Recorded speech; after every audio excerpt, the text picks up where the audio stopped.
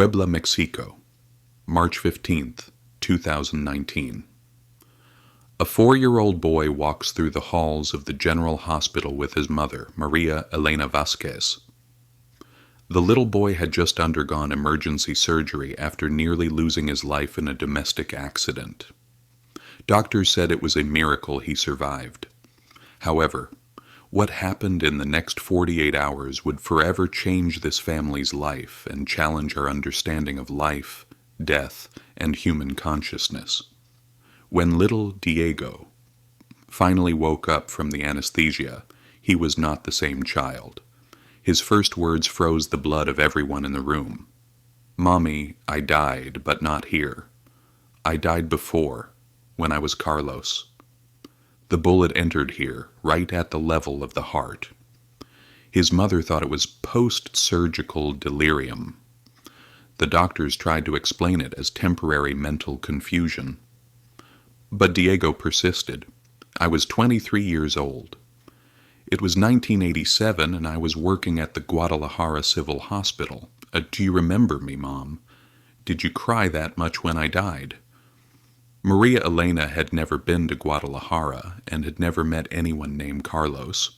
His son Diego was barely 4 years old and shouldn't have known what year it was, much less specific details about a hospital 1,000 kilometers away. But this was just the beginning of the most documented story of reincarnation ever recorded in Mexico.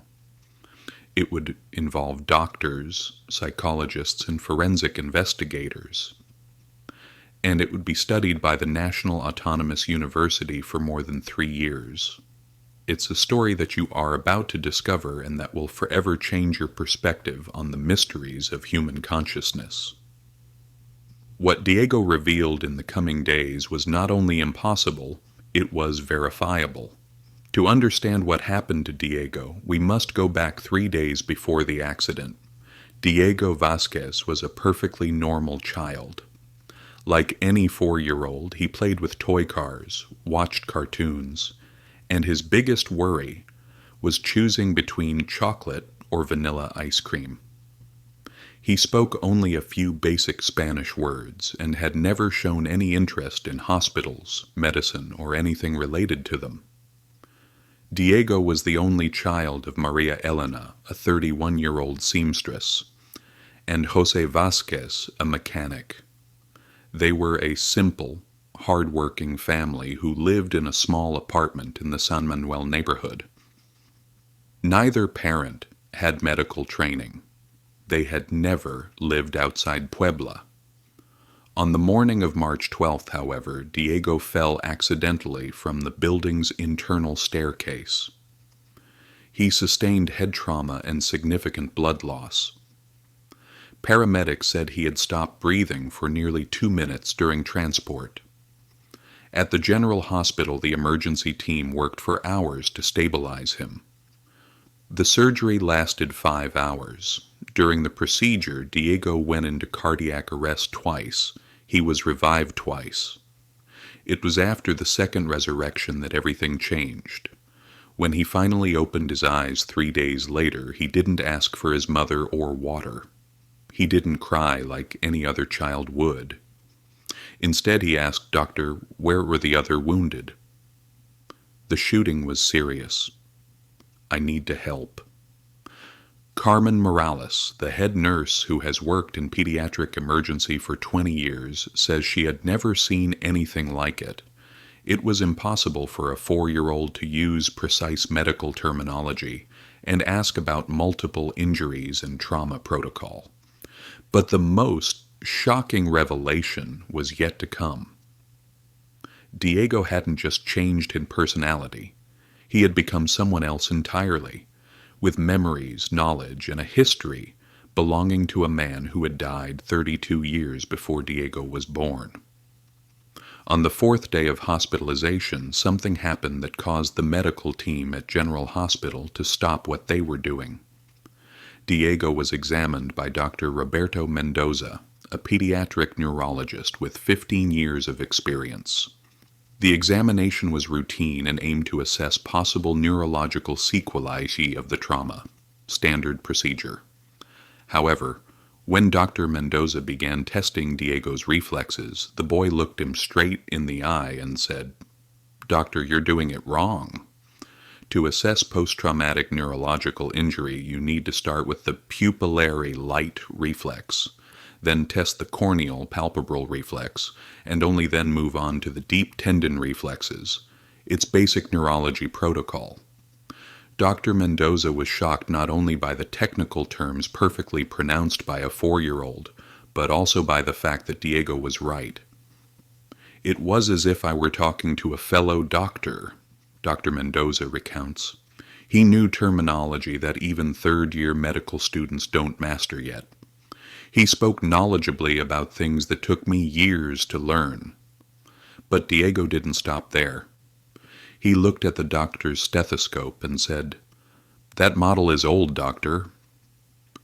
At the civil hospital in Guadalajara where I worked, we used the Littman Cardiology 3, which was much better for detecting heart murmurs in polytrauma patients. Dr. Mendoza almost dropped his stethoscope. First, how did a 4-year-old know about different stethoscope models? Second, the Sarah was released in 1999, long after 1987, the year Diego constantly mentioned. "But doctor," Diego continued, "you seem worried." "I know it's hard to believe, but I really did work there." She was a second-year resident specializing in emergency and trauma medicine. My supervisor was Dr. Hernandez. Dr. Hernandez had a scar on his left hand from an accident he had when he was a boarder. At that moment, Dr. Mendoza made a decision that would change everything. He took out his cell phone and called the civil hospital in Guadalajara. It wasn't to verify if Diego was telling the truth. That seemed impossible unless to prove that the child was delirious. The answer he received made his blood run cold because he discovered that what he had thought was impossible was actually documented. Dr. Mendoza's call to the civil hospital in Guadalajara changed everything. The medical records secretary confirmed, "Yes, doctor, we have records for a resident named Carlos Mendoza Garcia, a second-year emergency and trauma medicine resident. He died in July 1987. His supervisor was indeed Dr. Miguel Hernandez. Dr. Hernandez had a visible scar on his left hand. When Dr. Mendoza hung up, his hands were shaking. He immediately called Diego's parents and explained the impossible. Their 4-year-old son had just provided accurate information about a doctor who had died 32 years before he was born. Maria Elena and Jose couldn't process the information. How was this possible? How did Diego know things they didn't? And why was he so insistent on going home to Guadalajara? For 3 days, Diego became increasingly agitated. He wasn't eating or sleeping well. And he kept repeating, "I need to go home.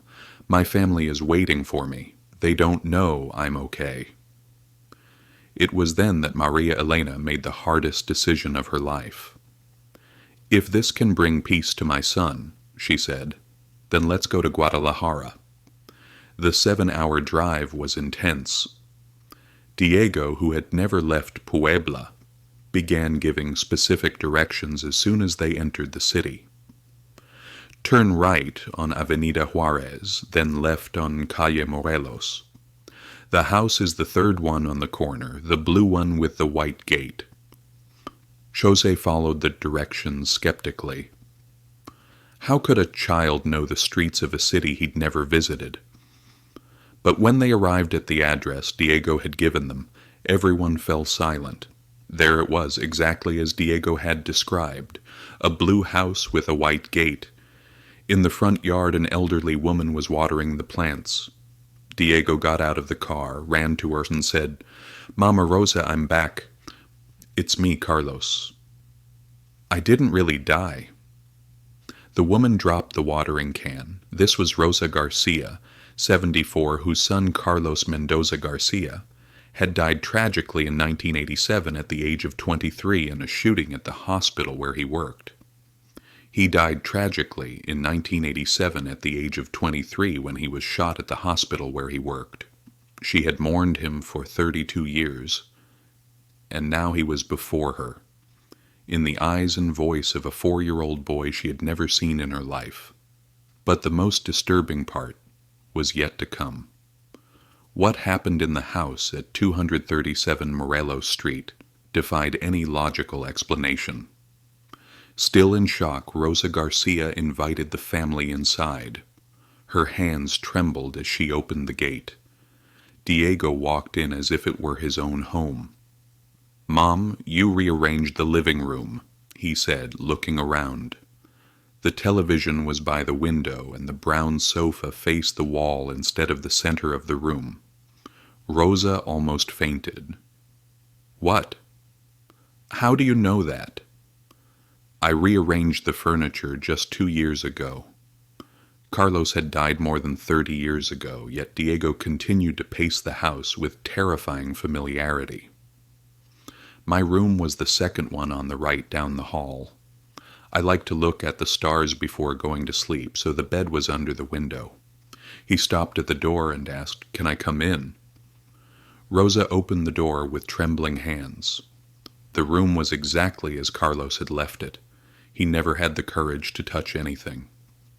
Diego came in and went straight to a dresser drawer. "Here are my things," he said, opening the drawer. Inside were medical diplomas, a stethoscope, and a graduation photo of Carlos at age 21. "And here," Diego said, pointing under the bed, "is my emergency bag." Diego's father, Jose, bent down and pulled out a dusty medical bag. Inside were 1980s-era medical equipment, expired medications, and a hospital ID with the name Carlos Mendoza Garcia, emergency resident. But the most shocking discovery came when Diego went to the bathroom. "There's an envelope behind the bathroom mirror," he said. He had photos of a girl. "I never told anyone because she was married." Rosa was confused. "Carlos never mentioned any girl to me." Diego climbed onto a chair, removed the mirror, and found an envelope yellowed with age exactly where he had indicated. Inside were 12 photographs of a young brunette, each with a romantic dedication on the back. "To Carlos, with all my love, Ana Maria." Rosa began to cry. Ana Maria was a nurse at the hospital. She came to the funeral. She said they were just colleagues, but Diego wasn't finished. "In the backyard under the large mango tree, I buried a metal box containing the letters she had written to me." 10 minutes later, Jose and Rosa began digging in the exact spot that Diego had indicated. 1 meter deep, they found a small, rusty metal box. Inside were 27 love letters from Ana Maria to Carlos, all dated between January and June of 1987. The last letter, dated July 15, 1987, 3 days before Carlos's death, read, "My love, I can no longer hide this from my husband. I'll tell you everything tomorrow. If you forgive me, we can be together. I love you, Carlos." Diego looked at Rosa and said, in the voice of a child but with the weight of an adult, she never got to tell him, "Mommy," because she died before he could.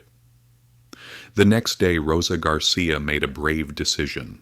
She called the Civil Hospital of Guadalajara and asked to speak with someone in the medical records department. "I need information about my son, Carlos Mendoza Garcia. He died here in 1987.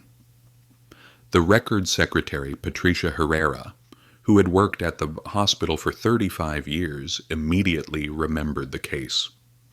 "Oh yes, the resident who died in the shooting on July 18th. A terrible case. I have all the documents here."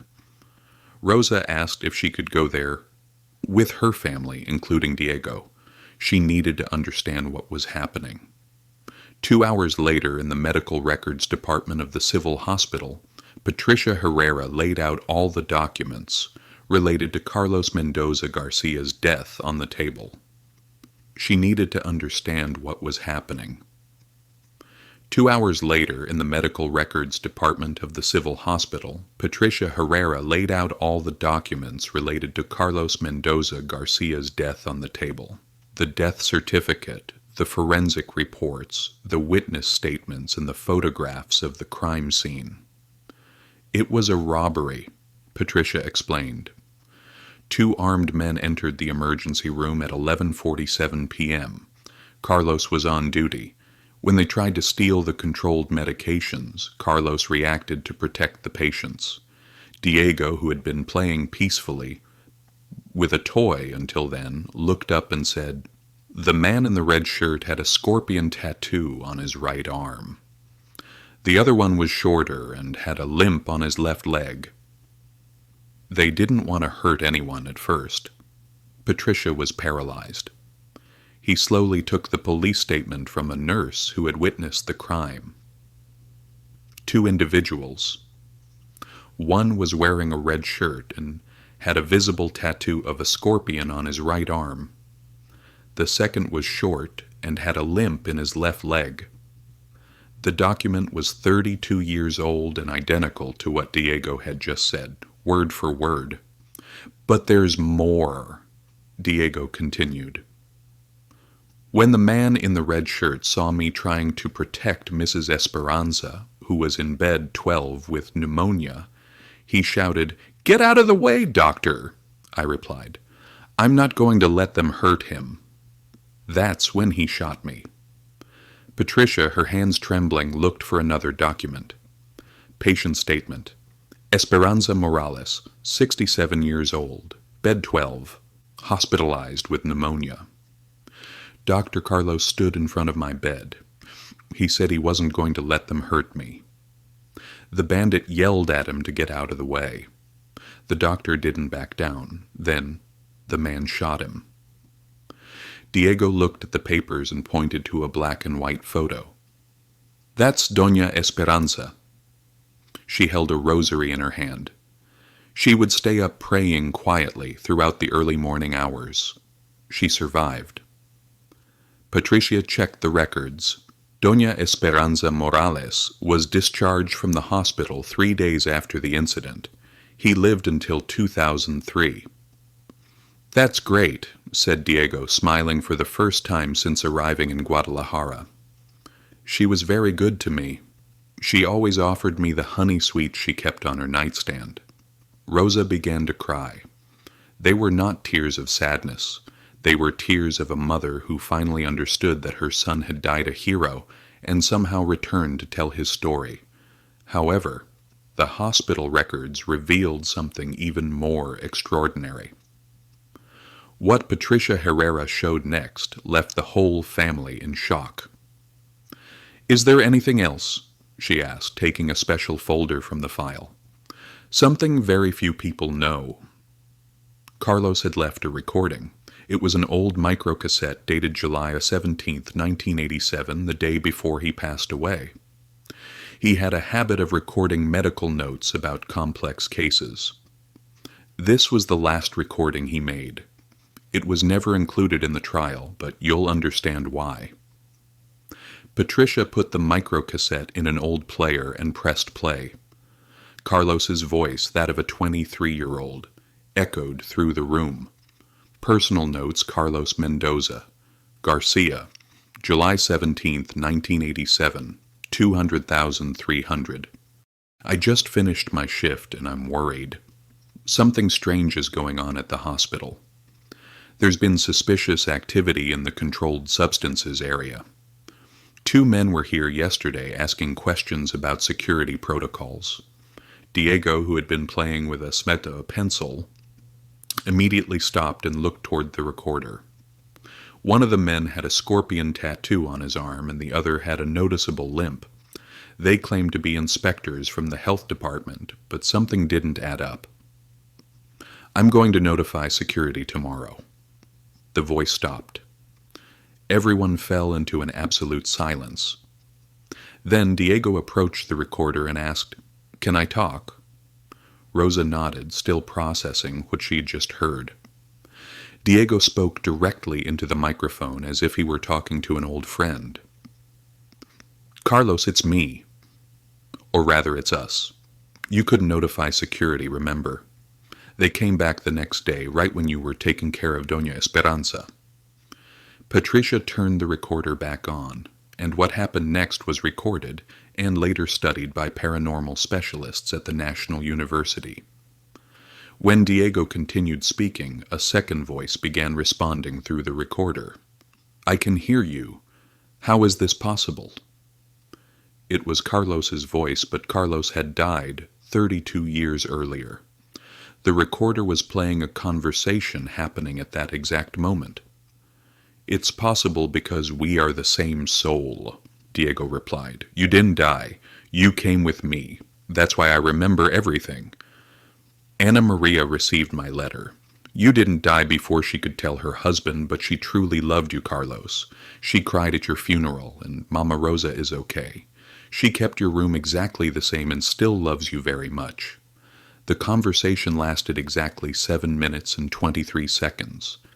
It was recorded in its entirety by Patricia Herrera and later analyzed by forensic audio technicians.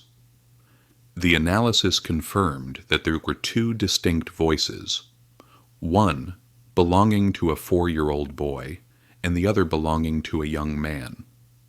It would have been impossible to create such a recording with technology from 2019. The most impressive part of the recording came at the end. "Diego, I need to tell you something important about why I came back."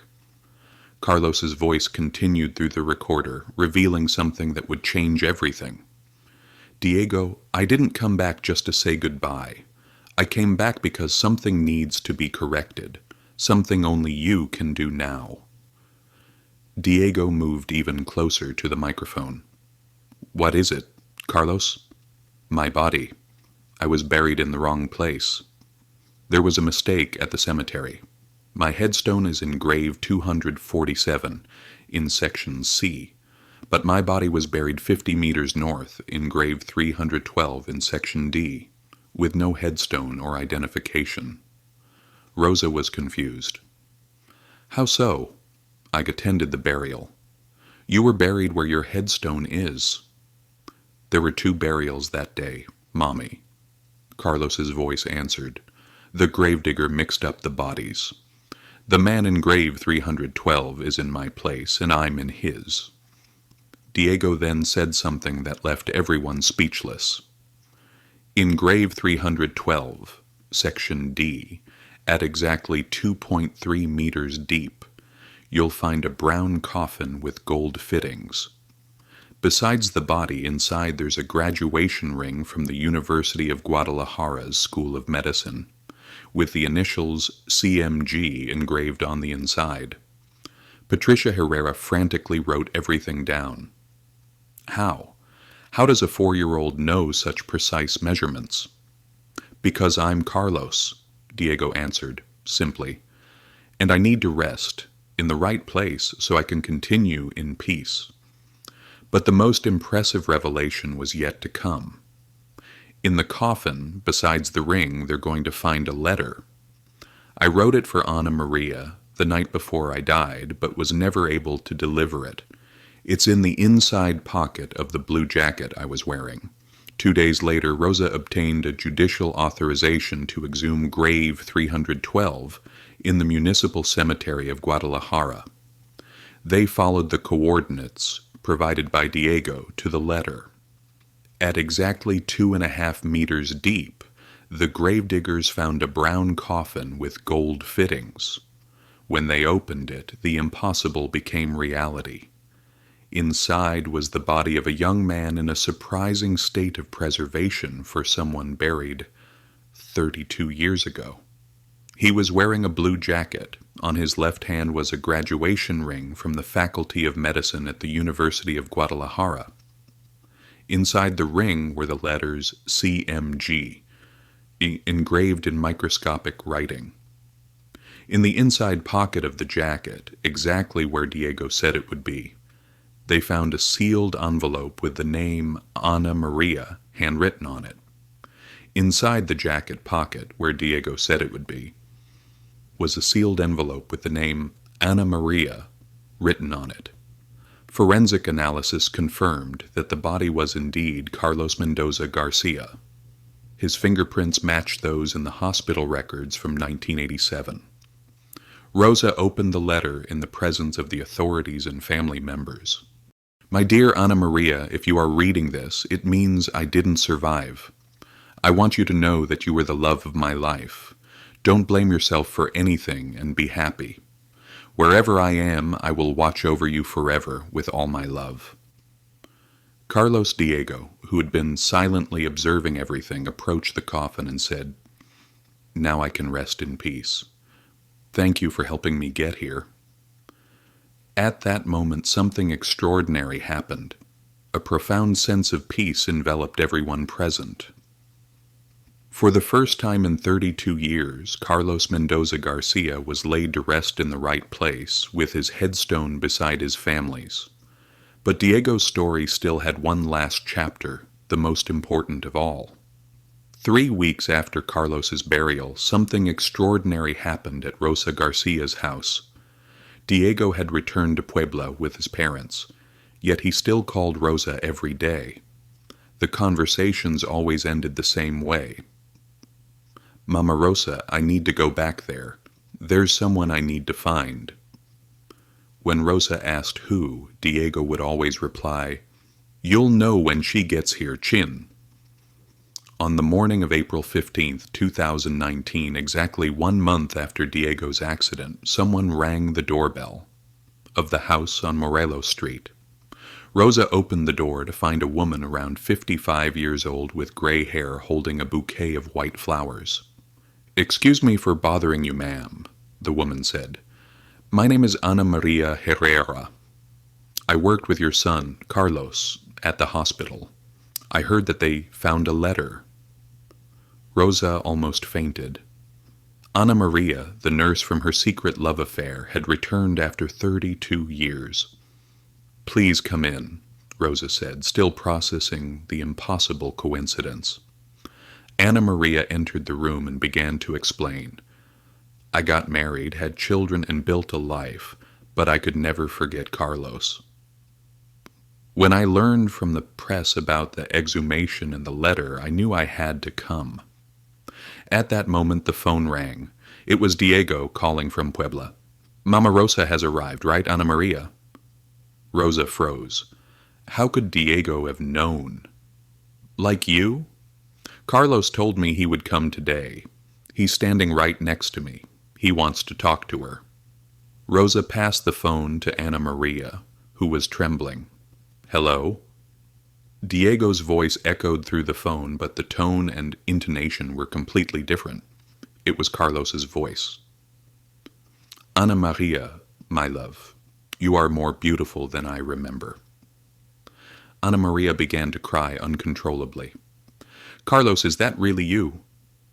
"It's me, my love. I received your letter from July 15th. I really wanted to meet up and talk about our future. Carlos, I'm so sorry. I should have told my husband sooner. Don't blame yourself, Anna. You did what you thought was right. I understand. I always have."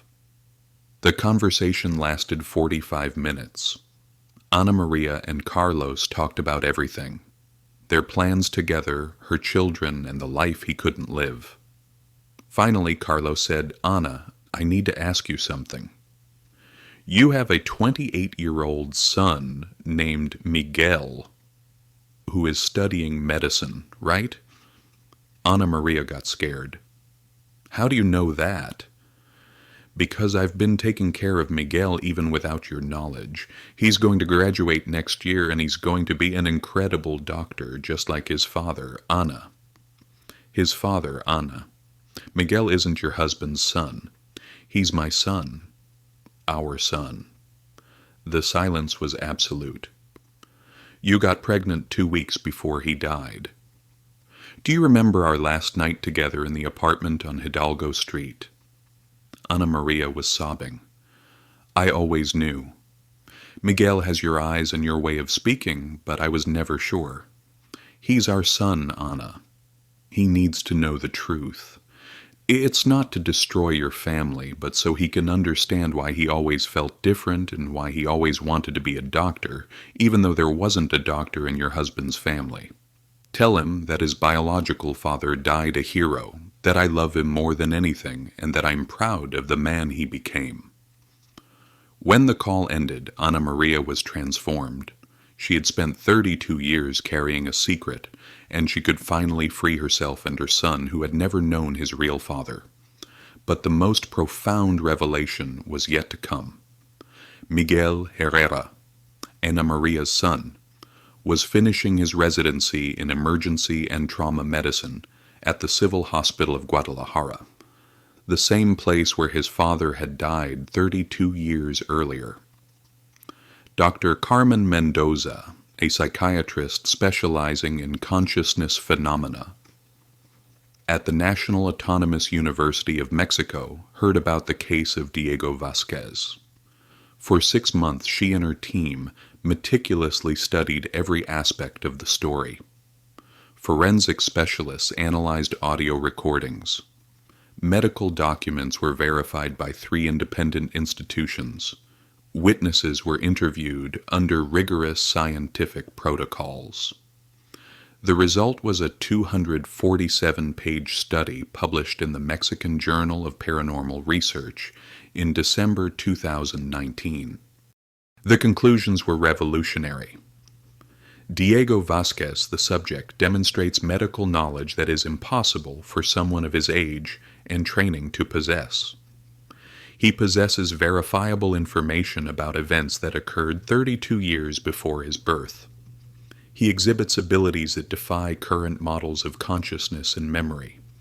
But the most remarkable thing was, what happened during the studies themselves was truly impressive.